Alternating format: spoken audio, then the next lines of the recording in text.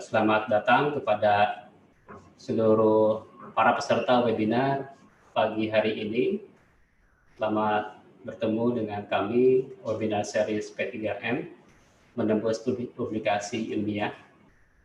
Kali ini kita mencoba untuk berdiskusi tentang bagaimana menulis sebuah pendahuluan dan kesimpulan untuk artikel ilmiah.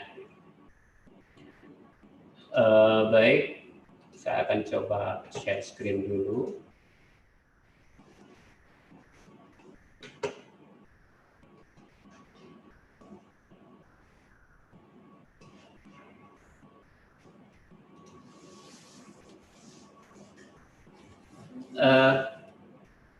Pendahuluan dan kesimpulan ini mungkin sekilas terlihat sederhana, terlihat sangat simpel, tetapi kalau kita lihat, kalau kita cermati, kalau kita kaji lebih mendalam, ternyata pendahuluan dan kesimpulan ini memberikan peranan penting, gambaran terhadap tulisan kita secara menyeluruh. Pada hari ini, pada pagi hari ini, topik yang akan kami bawakan adalah menulis pendahuluan dan kesimpulan pada artikel ilmiah. Yang akan kita coba diskusikan pada pagi hari ini, ya kita ingin mengetahui seperti apa gitu atribut artikel ilmiah ini. Atribut itu adalah kelengkapan-kelengkapan atau sesuatu yang harus kita perhatikan ketika kita menuliskan artikel ilmiah. Kemudian kita coba membahas tentang bagaimana kita membuat atau menuliskan artikel pendahuluan dari sebuah artikel ilmiah, kemudian bagaimana kita menarik kesimpulan dari sebuah artikel ilmiah. Di sini saya tidak akan membahas dulu tentang bagaimana mempresentasikan hasil penelitiannya dalam main body artikel ilmiah tersebut ya. Kalau kita lihat bahwa pendahuluan dan kesimpulan ini sekilas mungkin sederhana, tadi setelah saya sampaikan, sekilas sederhana terlihat mungkin seperti tidak penting, tetapi sebenarnya pendahuluan dan kesimpulan ini memiliki elemen yang sangat penting dalam artikel ilmiah. Karena apa? Karena akan mempengaruhi persepsi pembaca terhadap makalah yang kita buat. Kemudian dari sisi kesimpulan pun, gitu ya. Sisi dari kesimpulan apa yang kita tulis itu memberikan penutup bagi pembaca sambil recall kembali apa yang telah dibacanya tentang isi dan pentingnya artikel yang kita buat. Pengalaman saya pribadi gitu ya, saya pernah menjadi reviewer juga di beberapa jurnal Q1 ya. Jurnal bereputasi gitu. Dan sangat strict dalam reviewnya, artinya bahwa ketika kita mulai mereview, yang pertama kita lihat adalah dari sisi introduction-nya. Jadi banyak sekali editor jurnal ilmiah itu menolak artikel yang disubmit oleh para author-nya, para penulis, karena gagal dalam menjelaskan pendahuluan kenapa mereka melakukan penelitian, problem statement-nya seperti apa, kemudian kontribusinya bagaimana, dan seterusnya. Nah, kalau kita tidak menyatakan dengan jelas, itu biasanya editor atau reviewer langsung mereject. Kalau itu adalah jurnal bereputasi. Baik, itu adalah kenapa seberapa pentingnya pendahuluan dan kesimpulan dalam sebuah artikel ilmiah.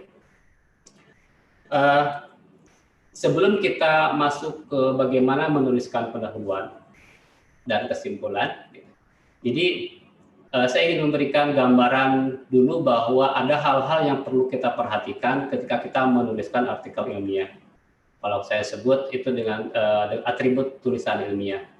Jadi ada beberapa atribut yang harus kita perhatikan. Ada beberapa yang harus kita perhatikan selama kita akan menuliskan atau sedang menuliskan artikel dalam tulisan ilmiah. Yang pertama, bahwa dalam tulisan ilmiah itu kita harus memiliki tujuan. Artinya kita harus men-state tujuan dari tulisan tersebut apa.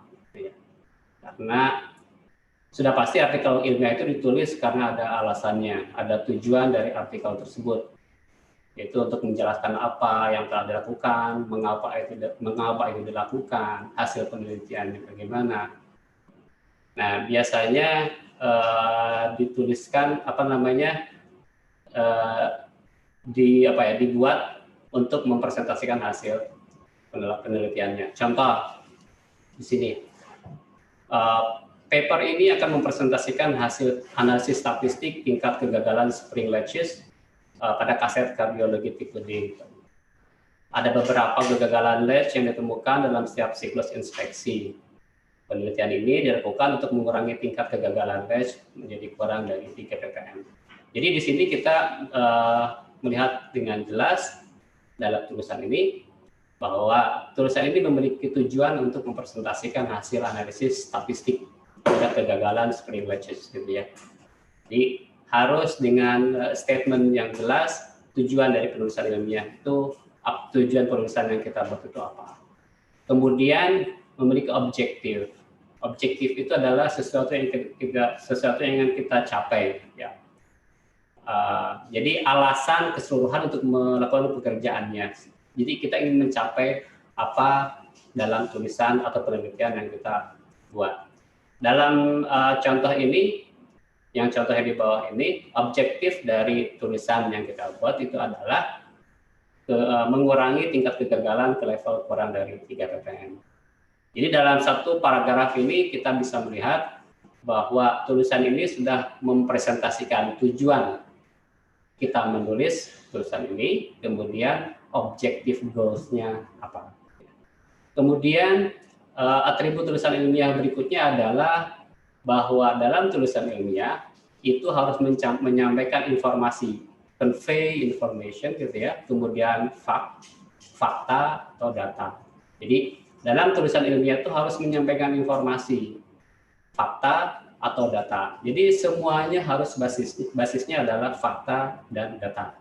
Jadi evidence-nya ketika kita menjustifikasi sesuatu, memberikan informasi sesuatu kepada dalam tulisan kita, maka harus ada fakta atau data yang kita rujuk atau kita jadikan referensi atau jadikan untuk disajikan. Jadi jika kalimat yang kita tulis tidak memberikan informasi berkaitan dengan penelitian, jangan ditulis, gitu ya. Langsung take away semuanya. Kemudian harus ada faktanya. Biasanya kalau tidak ada faktanya, biasanya tulisannya jadi tidak kredibel lagi. Contoh di sini kalau misalnya kita lihat, yang pertama misalkan gitu ya, kita lihat keputusan telah dibuat untuk mengubah jam operasi workshop mesin menjadi 3 shift untuk meningkatkan efisiensi dan pemanfaatan mesin. Di sini penulis langsung menulis bahwa jam operasi workshop itu harus dibagi menjadi 3 shift untuk meningkatkan efisiensi dan pemanfaatan mesin. Apa alasannya apa, gitu? Buktinya apa? Atau itu berdasarkan fakta apa bahwa dengan meningkatkan jam operasi itu bisa meningkatkan efisiensi dan pemanfaatan mesin. Nah, ini harus kita hindari dalam tulisan kita. Kalau misalkan ini paragraf atau kalimat ini berdiri sendiri, tidak ada kelanjutan lain untuk memberikan penjelasan terhadap apa yang kita tuliskan atau memberikan fakta terhadap apa yang kita tuliskan, dan kita tidak memiliki datanya, ya jangan kita tulis. Kalau kita ingin menuliskan, cari datanya dulu, seperti itu ya. Kemudian faktanya harus kita sampaikan. Kalau kita lihat contohnya, bagaimana ingin tulisan ini berbasis dengan fakta. Kita lihat di bawahnya, misalkan, sebuah penelitian dilakukan untuk meningkatkan efisiensi waktu yang diperlukan untuk mengerjakan grinding satu set pisau. Artinya bahwa objektifnya adalah kita ingin melakukan grinding atau tujuannya membuat grinding, mengerjakan grinding satu set pisau. Kemudian di sini menyatakan faktanya atau data.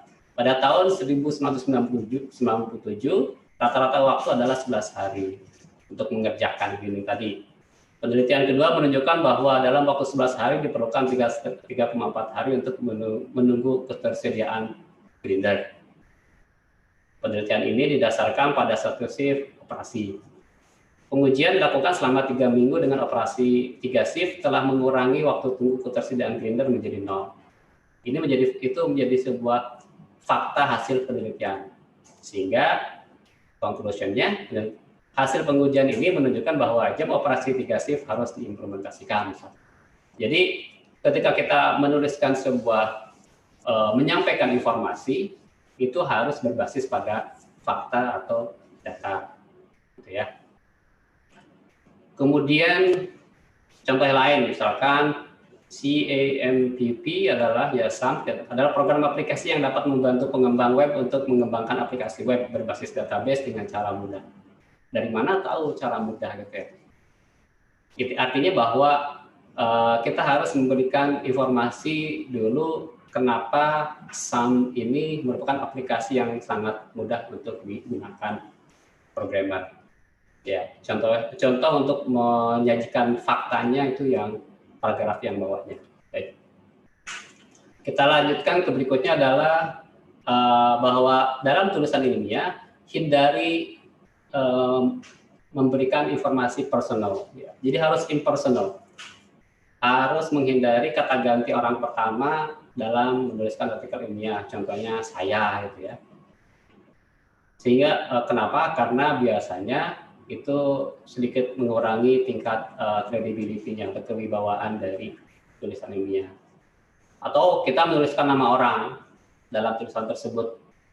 Artinya kecuali kalau misalkan kita tidak ada cara lain untuk menggantikan nama orang tersebut, karena misalkan objeknya adalah orang, itu nggak apa-apa kalau misalkan objeknya orang. Tetapi kalau itu adalah menjadi sebuah proses yang ingin kita sampaikan, maka hindari kata ganti orang pertama atau menyebutkan nama orang. Contoh di sini yang personal ya, yang menyebutkan nama orang. Saya menjalankan serangkaian uji kekerasan pada valve seals untuk Pak Doni di divisi assembly, dan saya menemukan bahwa ada 3 seals dengan kekerasan rendah di luar normal. Saya juga memberitahu Pak Ferry dan Pak Teddy sehingga mereka berdua bisa melakukan pengukuran Rockwell pada seals berikutnya. Di sini dengan jelas ada kata saya, kemudian ada kata Pak Doni, Pak Ferry, Pak Teddy. Ini ke dalam konteks tulisan ilmiah ini menjadi kurang begitu kredibel. Kita bisa melakukan, kita bisa memparaphrase ya, mengganti kalimat tersebut sehingga bisa menghilangkan kata gantinya. Contoh, serangkaian uji kekerasan dilakukan pada valve seals atas permintaan divisi assembly. Di sini tidak ada kata sayanya, tetapi substansi kalimatnya tetap sama. Dan ditemukan bahwa ada 3 seals memiliki kekerasan rendah yang tidak normal. Para penanggung jawab pengujian diminta untuk melakukan pengujian kekerasan pada valve seals berikutnya. Nah, di sini pun sama, substansinya sama, lebih jelas, dan tidak menyebutkan nama. Kemudian yang berikutnya adalah harus concise, ya, harus jelas, ringkas dan jelas. Jangan bertele-tele, jangan sesuatu yang tidak perlu disampaikan karena ingin memenuhi misalkan jumlah halaman atau jumlah paragraf. Itu dalam artikel ilmiah itu harus dihindari. Ya. Biasanya kalau kita sering lihat di tugas akhir mahasiswa gitu ya, misalkan ada seorang mahasiswa ingin membuat dengan teknologi A atau dia ingin membuat peralatan A. Biasanya di awal-awalnya di pendahuluan sesuai dengan perkembangan zaman yang dengan penuh teknologi yang pesat atau diimbangi dengan pertumbuhan dan sebagainya. Itu kan sesuatu yang sebenarnya tidak ada kaitan langsung secara dekat dengan apa yang kita buat. Jadi kalau misalkan itu tidak terlalu dekat, maka jangan sekali-kali itu dimasukkan dalam paragraf. Karena pembaca ingin langsung to the point apa yang ingin disampaikan. Contohnya di sini, permukaan polimer diteliti untuk menentukan apakah ada perubahan permukaan fisik terjadi dengan adanya paparan UV yang berkelanjutan. Penelitian ini dilakukan untuk memenuhi harapan pelanggan perusahaan kelas dunia. Mewah sekali kata-katanya ya. Jika degradasi permukaan benar-benar terjadi, kita perlu memastikan dan menilai tingkat keparahan degradasi ini. Selain itu, sangat penting bagi kami untuk mengatasi kekurangan produk apapun, sehingga citra perusahaan sebagai pemasok produk yang andal tidak direndahkan. Jadi intinya sebenarnya ingin menyampaikan tentang apa pengaruh UV terhadap permukaan polimer. Intinya sebenarnya itu, gitu ya. Nah, harusnya yang disampaikan adalah itu. Jangan ada kata-kata lain yang disampaikan yang tidak terlalu penting untuk disajikan. Jadi kalau ringkas itu bisa, artinya kalau dalam bahasa Inggrisnya biasanya disebut dengan wordy gitu. Ini terlalu bertele-tele. Sehingga kita bisa perjelas yang tadi, sebuah penelitian dilakukan untuk mengukur pengaruh UV pada kerusakan permukaan polimer. Kerjaan ini dilakukan untuk menjawab kekhawatiran pelanggan tentang ketahanan terhadap cuaca dari sunsil kami yang terbuat dari polipropilen. Singkat, jelas, padat, informasi tersampaikan dengan baik. Sehingga di sini aturannya bahwa hilangkan kata, frasa, atau kalimat yang tidak perlu dalam tulisan ilmiah. Kemudian berikutnya adalah langsung ke pembaca, direct to the reader ya. Jadi langsung ke pembacanya. Kita harus mengetahui, kita harus tahu bahwa tulisan ilmiah ini untuk konsumsi siapa. Jangan sampai tulisannya untuk konsumsi A, kemudian kita gayanya dengan gaya tulisan untuk konsumsi golongan B. Jadi kita harus tahu readernya itu siapa. Contohnya di sini ya, prosedur eksperimen dibuat mencakup pengoperasian kamera inframerah pada perangkat SEM dan seterusnya. Di sini bahwa si penulis tahu bahwa si pembaca itu sudah paham apa itu inframerah. Apa itu kamera yang bekerja pada instrumen tersebut, dan apa itu SEM, ya, Scanning Electron Microscope. Artinya bahwa apa yang kita tulis itu, kita tahu untuk pembaca yang golongan mana. Kemudian berikutnya adalah gaya tulisan dan format. Sudah pasti artikel ilmiah itu harus mengikuti format sesuai dengan kita ingin mempublikasikannya di mana. Kalau ingin publikasikannya di IEEE ya, kita harus sesuai dengan format. Perhatikan dengan jelas format dari IEEE. Kalau kita ingin di publishernya ada Elsevier gitu ya, kita harus perhatikan dengan jelas template format yang ada di Elsevier. Gitu. Titik, koma, tulisan, singkatan, dan seterusnya harus sesuai dengan quality-nya juga, quality figure quality-nya, kualitas gambarnya, bentuk tabelnya, cara menulis tabel, dan semuanya itu harus mengikuti format yang telah disampaikan, gitu ya, format yang telah ditetapkan oleh publisher-nya. Dan gaya tulisannya pun harus gaya tulisan akademik, ya academic style. Academic style itu ya harus tepat dan dia harus tepat, artinya tuh harus objektif sesuai dengan fakta, data, perhitungan, hasil pengujian dan sebagainya. Jadi apa yang kita tuliskan itu harus berbasiskan pada fakta. Contohnya ini ya, gaya tulisan yang tidak disarankan, yang tidak objektif gitu ya. Roda gigi yang rusak telah dilepaskan dari mesin injeksi. Hanya orang beruntung saja yang bisa menyatukan kembali. Artinya kan ini ya bukan gaya tulisan ilmiah dan tidak berbasiskan pada fakta. Hal ini terjadi karena operator pasti tertidur di ruang kontrol. Jadi ini pasti semuanya sudah paham, sudah tahu bahwa yang tulisan yang pertama itu ya paragraf yang pertama tidak objektif. Jadi kalau kita ingin membuat media menjadi objektif, contohnya roda gigi yang rusak telah dilepas untuk diperiksa agar akar penyebab kegagalannya.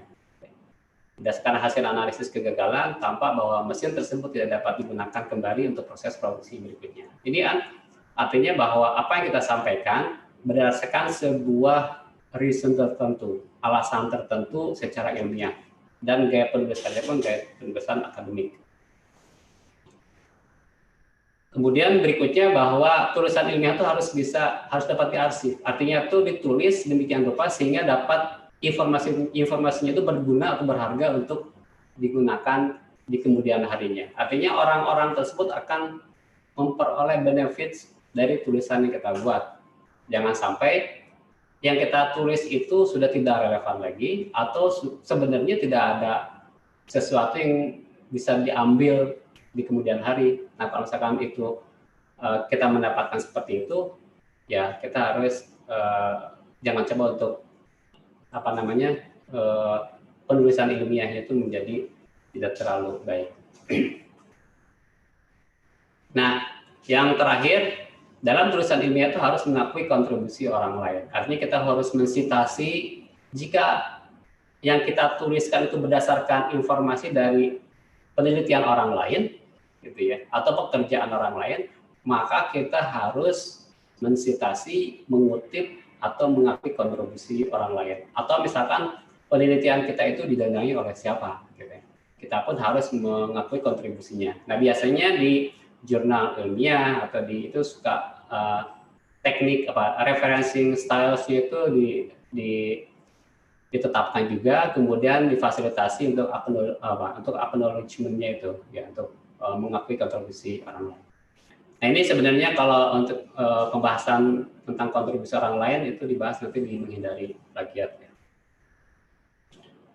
Baik, itu adalah sekilas tentang atribut atau kelengkapan atau sesuatu yang harus kita perhatikan ketika kita menulis tulisan ilmiah. Ada 9 yang tadi ya.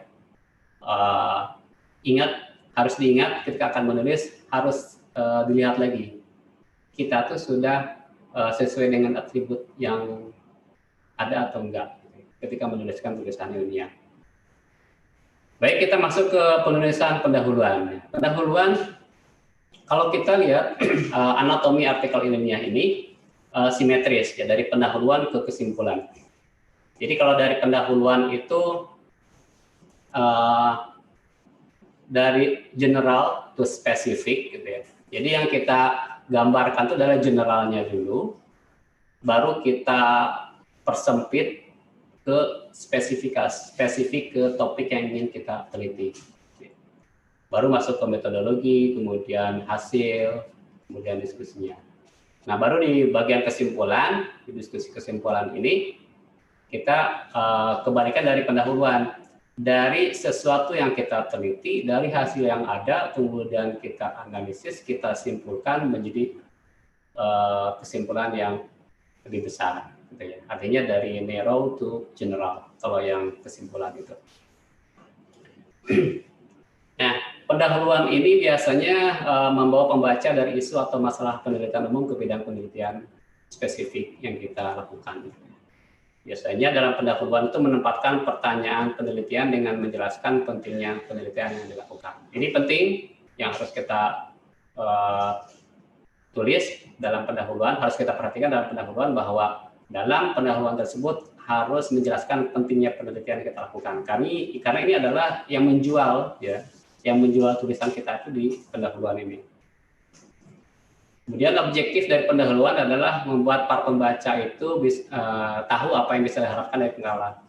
Kita harus sadar betul bahwa dari pendahuluan ini objektifnya adalah para pembaca itu tahu apa yang bisa diharapkan dari makalah yang kita buat. Artinya dan impress ya, dan merasa saya penting untuk membaca keseluruhan dari artikel ini.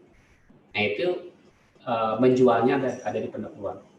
Kemudian pendahuluan yang baik itu memberikan landasan yang kuat untuk membaca, untuk melanjutkan ke bagian utama makalahnya. Jadi kalau misalkan dalam pendahuluannya kita sudah bisa menggiring pembaca untuk membaca keseluruhan artikelnya, itu berarti pendahuluan yang kita tulis sudah baik.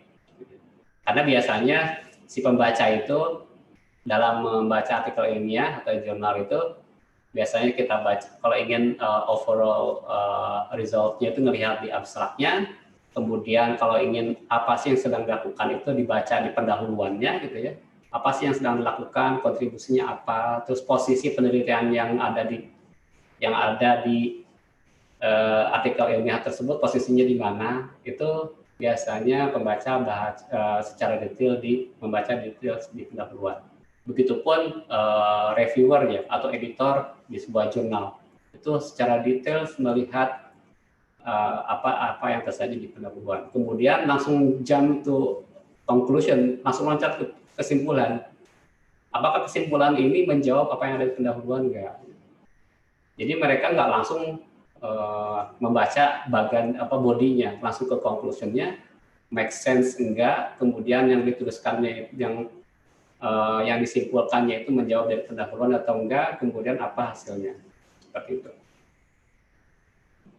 Nah, dalam pendahuluan ini minimal ada 4 pertanyaan. Jadi sebenarnya tidak ada aturan baku, tetapi ini secara general para penulis tulisan ilmiah itu memetakan ada 4 pertanyaan ini. Pertama, apa yang saya pelajari itu harus terngiang-ngiang terus dalam pikiran kita ketika kita menuliskan, sehingga kita sudah terbentuk frame kita ketika menuliskan tulisan tersebut. Mengapa topik ini penting diselidiki? Apa yang sudah kita ketahui tentang topik ini? Kemudian apa yang para ahli lain temukan tentang topik ini? Bagaimana penelitian saya memberikan kontribusi terhadap pengetahuan baru atau cara baru. Nah, ini 4 ini yang sebenarnya memberikan gambaran terhadap pembaca dan poin yang bisa menjual tulisan ilmiah kita. Nah, ada 5 komponen penting ketika kita menuliskannya. Yang pertama, tentukan isu atau masalah yang kita teliti. Soroti masalahnya, soroti pentingnya masalah, atau buat pertanyaan umum tentang masalah atau isu tersebut. Kemudian sajikan tinjauan umum tentang riset terkini tentang masalah atau isu tersebut. Ini problem statement sebenarnya di pas paragraf pertamanya itu ya. Tentang isu atau masalah atau sesuatu yang ingin kita angkat dalam penelitian dan mengapa seberapa penting masalah tersebut untuk kita teliti.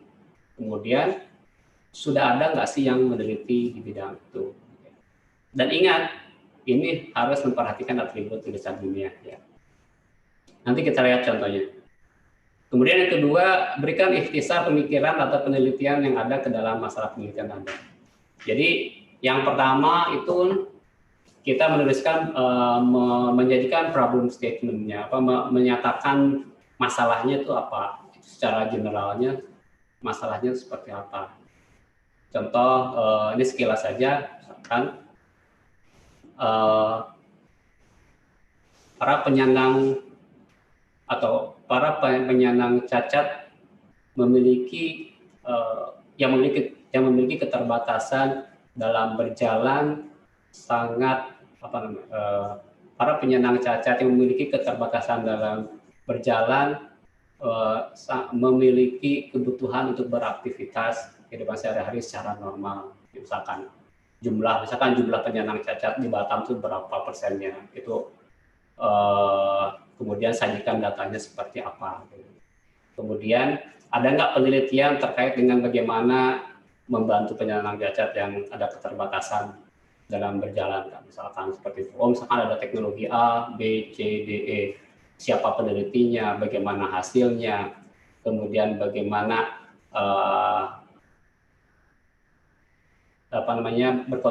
berkontribusi terhadap masalah yang dihadapi.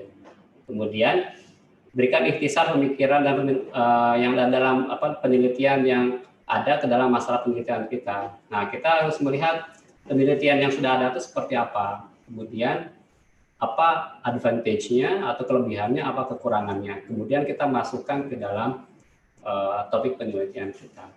Sehingga di sana kita bisa mengidentifikasi kesenjangannya, gap-nya, masalah atau isu yang belum terselesaikan dalam penelitian sebelumnya itu seperti apa.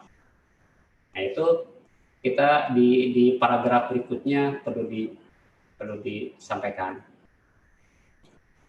Contohnya ini, ketika kita menyajikan membahas tentang kesenjangan atau gap dari penelitian sebelumnya, gitu ya, yang belum terselesaikan, biasanya kata-katanya, contohnya ya, tapi tidak terbatas seperti ini.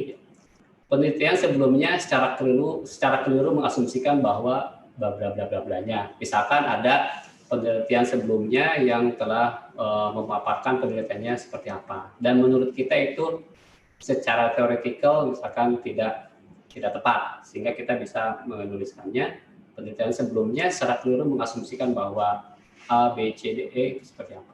Atau misalkan meskipun sebagian besar pakar di bidang ini percaya bla bla bla bla bla gitu ya, mereka telah mengabaikan. Atau misalkan ada yang lain, itu yang pertama itu sedikit ekstrim gitu ya. Atau tidak ada penelitian sebelumnya yang menguji apa. Misalkan ada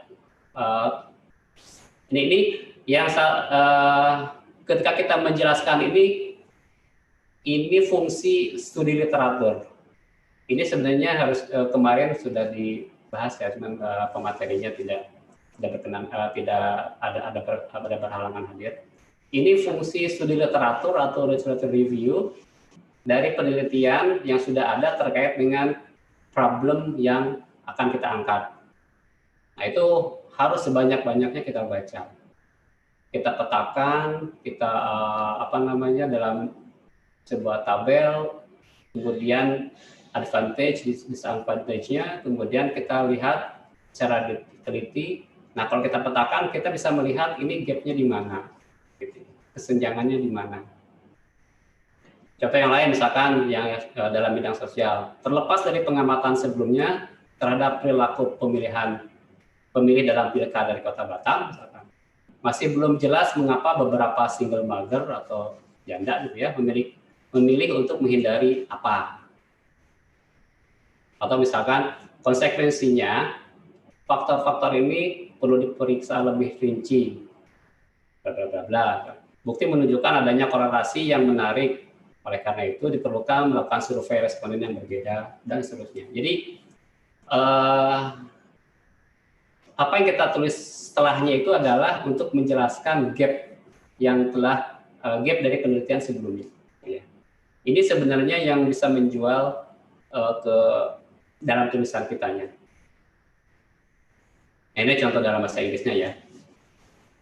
The previous research has mistakenly assumed that bla bla bla bla, atau although most expert in this field believe they have overlooked apa gitu ya. Jadi biasanya kalau ya banyak contoh di Google terkait dengan kalimat yang bahasa Inggris ya, kalimat apa atau kata apa yang biasanya digunakan untuk menjelaskan atau berargumen terhadap penelitian yang penelitian orang lain yang kita tinjau dalam studi literatur.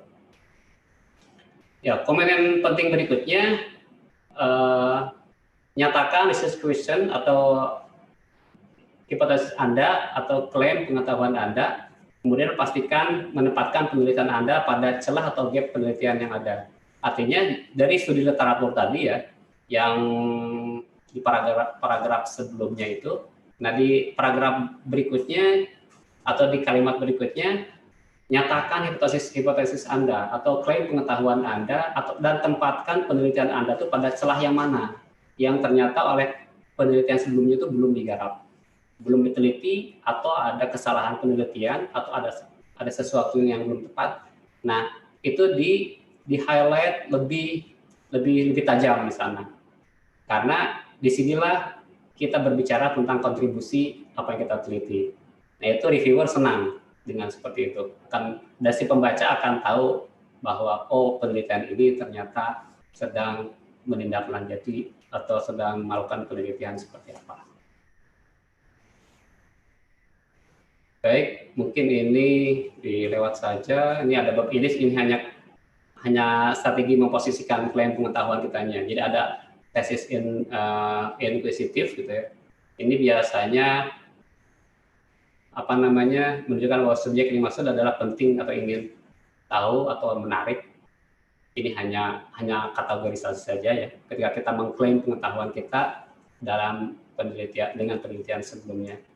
Ada tesis paradoksial, ini yang ekstrim gitu ya. Yang tadi contohnya ada juga. Contohnya meskipun sebagian besar ahli di bidang ini percaya, gitu, mereka telah mengabaikan. Artinya kita sedikit secara halus menyalahkan mereka lah gitu ya. Tapi Ya ada orang yang stylenya senang seperti ini. Ada tesis korektif. Korektif itu ya mengignore atau menyatakan kesalahpahaman dalam penelitian orang lain.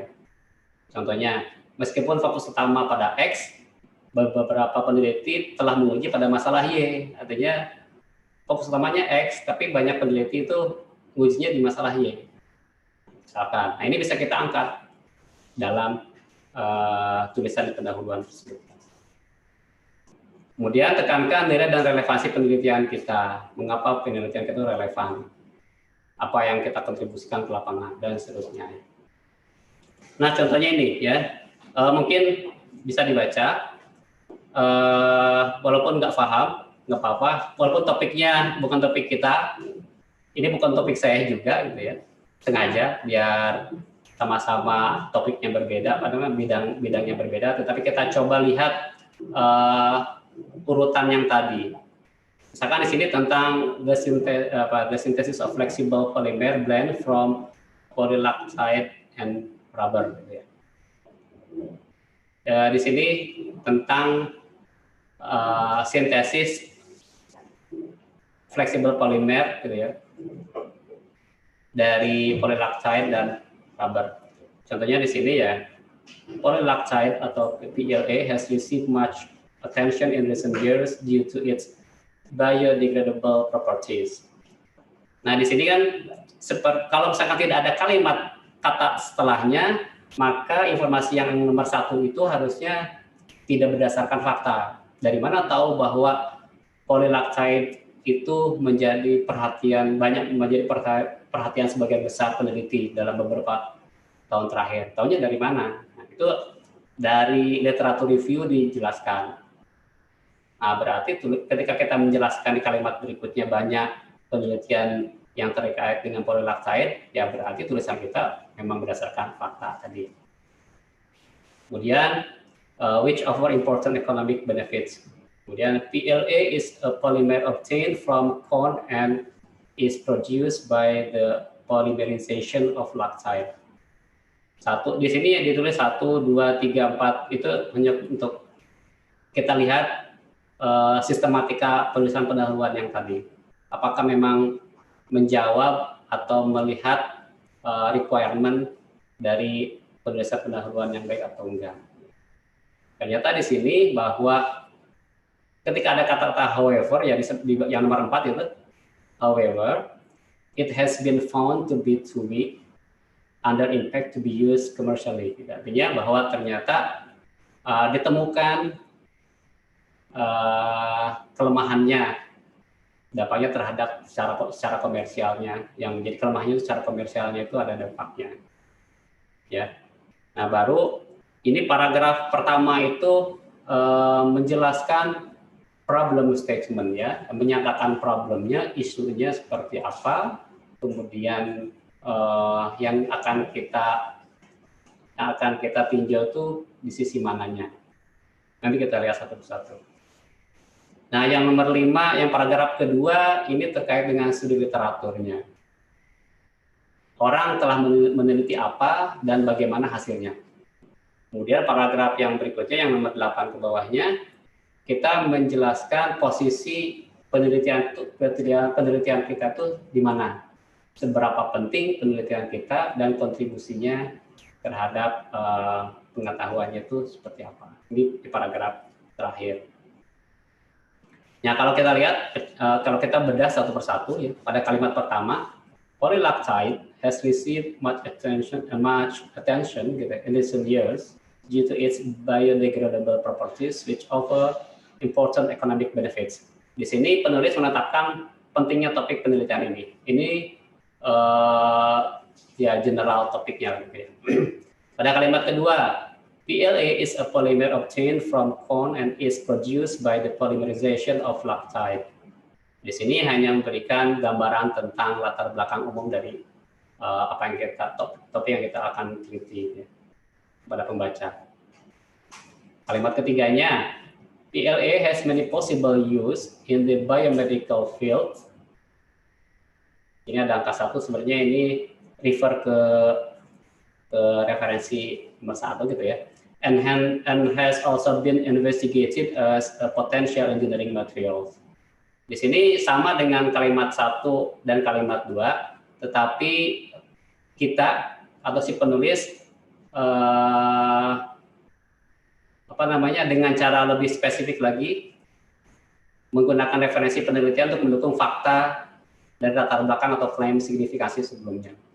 Di sini makanya kan merefer ke sebuah penelitian orang lain. Kalimat 4 ini menjadi fokus penelitian kitanya, karena di sini kan ada however-nya gitu ya. However, it has been found to be too weak under impact to be used commercially. Penulis menggambarkan area masalah umum atau fokus penelitian saat ini di lapangan. Kalimat 5-nya, one way to toughen polymers is to incorporate a layer of rubber particles. Nah ini penulis memberikan transisi antara bidang masalah umum yang tadi ya, masalahnya seperti apa, dan tinjauan literatur. Tinjauan literatur berikutnya. Nah, kalimat 6, kalimat 7 itu terkait dengan tinjauan literaturnya. For example, Penny et al. Showed that PLA composites could be prepared using blending techniques yang dilakukan oleh Penny et al. Gitu ya, Penny. And more recently, Hiller established the toughness of such composites. Di sini bahwa penulis memberikan gambaran singkat tentang proyek penelitian utama di bidang ini yang telah dilakukan oleh orang lain. Kalimat ke-6 ini kita berargumen gitu ya. However, although the effect of the rubber particles on the mechanical properties of copolymer system was demonstrated over 2 years ago, nah ini merujuk ke penelitian sebelumnya. Jadi 2 tahun yang lalu itu sudah ada penelitiannya, ya. Tapi yang jadi masalahnya adalah little attention has been paid to the selection of appropriate rubber. Di sini gitu ya. Penulis menggambarkan kesenjangannya, gap-nya. Walaupun sebenarnya penelitiannya sudah ada dan 2 tahun yang lalu menjelaskan tentang A, B, C, D, dan seterusnya, tetapi ternyata dari penelitian yang ada itu, little attention has been paid to the selection of an appropriate rubber component. Jadi di kalimat terakhirnya kita menuliskan, meng-highlight kata kuncinya. Ternyata perhatian sangat sedikit dan bagaimana memilih komponen-komponen rubber gitu ya, yang tepat. Kalimat 8-nya, the present paper. Nah ini baru penulis baru menawarkan apa yang kita akan sajikan. The present paper presents a set of criteria of selecting of such component. Nomor 9-nya, on the basis of this criteria, it then describes the preparation of a set of polymer blends using PLA and a hydrocarbon rubber. Jadi di sini penulis memberikan rincian tentang metodologi yang dituliskan dalam makalahnya. Jadi di sini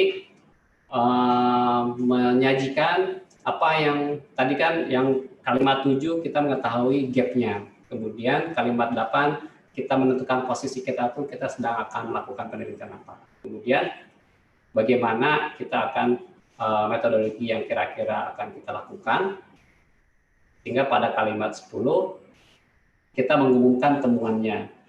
Di bagian akhirnya kita mengumumkan temuannya dan kita harus tegaskan bahwa temuan kita itu signifikan dan itu menjadi menilai jualnya dalam tulisan ilmiah kita. This combination of two mechanistically distinct polymerization form a novel. Nah ini kata kuncinya form a novel. Kata kuncinya di sini ada form a novel gitu ya. Jadi novel itu sesuatu yang baru. Jadi kita harus menjual apa penelitian kita itu dalam bentuk kata-kata juga, sehingga itu menjadi sound lebih bunyi lah. Jangan takut untuk menjual, tetapi jangan berlebihan gitu ya. Jangan berlebihan. Karena secara akademik berlebihan pun nggak boleh. Form a novel copolymer in which the incorporation of PI significantly increased flexibility. Ini kita menentukan bahwa apa yang kita lakukan itu baru, dan incorporation of PI, perpaduan PI material apapun lah, saya pun nggak tahu ya Pak ya, significantly increase flexibility, secara signifikan menaikkan fleksibilitas. Ini mengumumkan apa yang telah kita capai. Nah ini kalimat pada 8, mulai dari kalimat 7 sampai 10 ini menjualnya penelitian kita dalam pendahuluan. Gitu. Jadi kita harus tahu poin-poinnya untuk menjual penelitian kita. Sehingga si reviewernya di jurnal ilmiah, gitu ya, di jurnal ilmiah kita misalkan ke impact factor-nya yang lebih tinggi, menjadi langsung wah, gitu. Oh ternyata tulisan ini begitu penting, gitu ya. Nah baru mereka akan mereview ke bagian-bagiannya. Itu sekilas tentang introduction, gitu, tentang pendahuluan. Nah kita lihat ke kesimpulan nggak terlalu banyak. Menulis kesimpulan. Kesimpulan itu adalah keputusan berdasarkan hasil suatu penelitian. Ingat bahwa kesimpulan itu adalah judgement dari hasil penelitian, bukan mempresentasikan hasil penelitiannya. Kesimpulan adalah hasil akhir, misalnya di penyelidikan atau investigasi, hasil analisis, perbandingan hasil dengan pekerjaan orang lain. Kemudian penting juga untuk tidak menyajikan hasil sebagai kesimpulan. Karena apa? Karena hasil itu adalah tabulasi fakta. Jadi jangan sekali-kali menyajikan hasil itu di kesimpulan. Misalkan kita melakukan eksperimen, ada hasilnya A, B, C dalam bentuk numerik, angka gitu, sekian persen, sekian apa dan sebagainya. Kemudian di kesimpulan kita menuliskan itu angka-angka tersebut. Nah itu dalam artikel ilmiah, di beberapa artikel ilmiah itu menyatakan ya jangan seperti itu dalam menuliskan kesimpulan.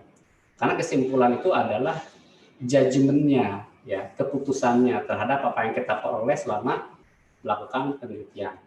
Sehingga dalam kesimpulan itu membutuhkan inferensi, membutuhkan kesimpulan dari penulisnya sendiri.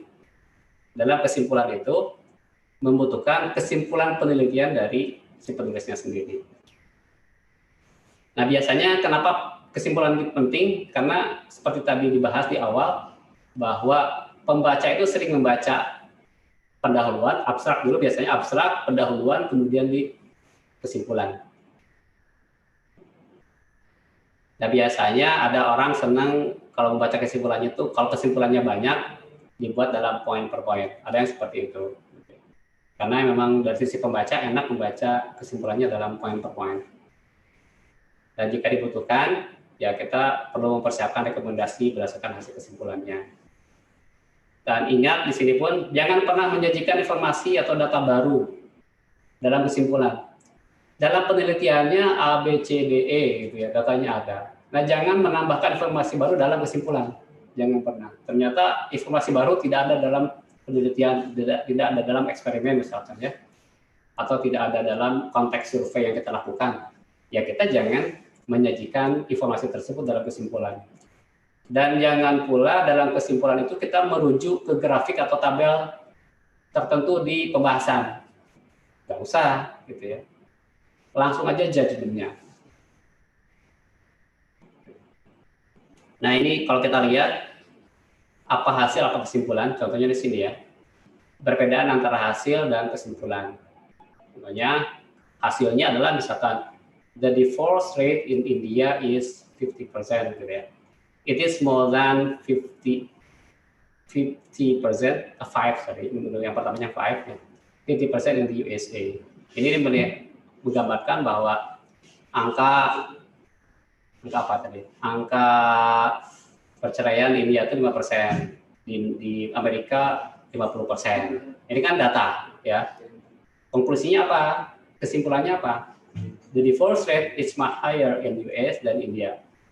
Angka perceraian di US itu lebih tinggi daripada di India. Nah, tidak perlu menyajikan angka-angkanya lagi, langsung aja judgement-nya. Dan seterusnya. Ini contoh-contoh yang kita bisa lihat membedakan antara hasil dan kesimpulan. Nah, jadi bahwa ada 5 yang harus kita perhatikan dalam menyatakan kesimpulan. Pertama, nyatakan kembali topik penelitian kita. Ini untuk merecall si pembaca karena mungkin sudah membaca panjang dan lupa topik utamanya apa gitu ya. Nah, nyatakan kembali, jangan terlalu panjang-panjang gitu ya. Kemudian tulis ulang tesisnya atau pernyataan teori yang diajukan sebagai dasar untuk mempertahankan atau dibuktikan. Jadi tesisnya kita tulis ulang lagi, atau pernyataan atau concern kita itu dituliskan lagi. Kemudian ringkaslah poin-poin hasil utama penelitiannya, apa yang telah kita lakukan, hasil-hasilnya itu diringkas, judgement-nya kita ringkas, kemudian signifikansi hasil, hubungkan signifikansi atau hasil poin kita. Ini optional, boleh dilakukan atau boleh enggak. Kemudian yang kelimanya tutup dengan kesimpulan inference dari si penulisnya dan rekomendasi. Contohnya ini ya, contohnya misalkan ini ada berapa paragraf kesimpulan ini ya. Misalkan peningkatan pencemaran air sejak 2010 telah berkontribusi pada penurunan satwa liar akuatik serta peningkatan air minum yang tidak aman. Ini kan general topiknya kita state ulang gitu ya. Kemudian air bersih sangat penting untuk menjaga keseimbangan ekologis dan melindungi kesehatan masyarakat. Ini tesisnya kita ulang lagi juga. Kemudian dengan meningkatnya pertanian gula, nah ini kan poin-poin penelitiannya, peringkasan poin-poin utama hasil penelitian. Dengan meningkatnya penelitian gula, semakin banyak polutan memasuki pasokan air tawar. Ini judgement penulis ketika hasil penelitian yang dilakukan, yang kita bahas di hasil penelitian di body of articles-nya gitu. Tapi di sini tidak dituliskan angka-angkanya, misalkan hasil survei lah atau hasil pengamatan dan sebagainya. Tapi judgement-nya, dengan meningkatnya pertanian gula, semakin banyak polutan memasuki pasokan air tawar. Peningkatan polusi ini telah berkontribusi terhadap penurunan besar dalam kehidupan laut, kematian ikan, peningkatan penyakit pernapasan pada populasi lingkungan, dan telah berkontribusi pada kurangnya air bersih. Ya. Kurang bersihnya air minum, mungkin ini salah ketik, gitu ya.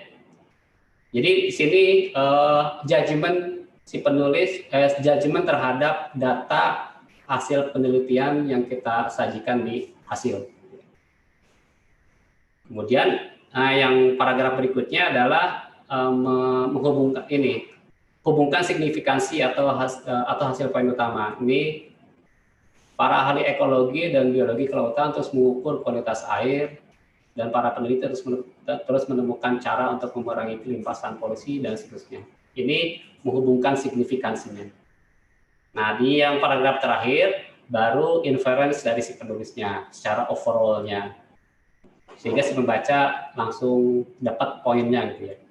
Jika tidak diperangi, dampak buruk yang ditimbulkan pertanian komersial terhadap air bersih kita, ekosistem air tawar, dan pasokan air minum kita pasti akan berkurang. Gitu ya. Diperlukan lebih banyak penelitian dan inovasi untuk mempertahankan air bersih kita sambil tetap mendukung kebutuhan pertanian ekonomi kita. Jadi ini inference dari penulis, kemudian di sini ada sedikit rekomendasi dari penulis terhadap hasil penelitian kita. Baik, itu sekilas tentang bagaimana kita menulis pendahuluan, kesimpulan, hal-hal yang harus diperhatikan dalam menulis pendahuluan, kesimpulan, dan secara general hal-hal yang harus diperhatikan dalam menulis penulisan ilmiah, gitu ya. Atributnya harus kita perhatikan, sehingga diharapkan itu menjadi sebuah tulisan yang singkat, padat, bermakna, berbobot, atraktif, gitu ya, sangat bisa mengatrak si pembaca dengan baik. Dan tujuan kita kan yang pertama ingin menarik si reviewer, si jurnal gitu, sehingga artikel kita tuh diterima gitu ya. Jadi harus kita formulasikan dengan baik sebelum kita menuliskan. Mungkin itu yang bisa disampaikan. Ini adalah referensi dari yang tulisan kita hari ini, ya, paparan kita hari ini. Terima kasih. Sekian dari saya untuk sementara. Jika ada pertanyaan, silakan.